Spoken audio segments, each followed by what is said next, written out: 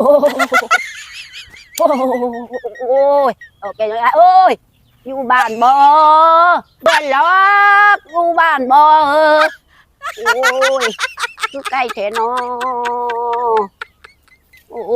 ยโอ้ยจอยเอ้ยตัวว่าจังไดตัวคือข่มแห้งเถอะเท้าเพื่อนบ่ได้พอกันหลายปีคือเฒ่าแห้งแท้ก็เฒ่าละแล้วคนเวียกหลายเนาะเฮ็ดจังไดอยู่จังไดกินจังไดอยู่จังซี่กินจังซี่ล่ะเพื่อนเอ้ยคิดไปคิดมาคิดเห็นหมู่ก็เลยคานมาแล้วโอ้เฮาก็คิดฮอดตัวคือกันว่าท่านเฮาก็บ่คานมาหาหรอ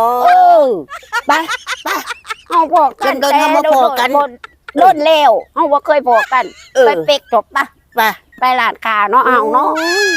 โตสิย่างไหวบ่ล่ะเพื่อนเจ้าคือเป็นหยังสิบ่ไหวแต่มาฮอดก็ยังพึ่งฮอด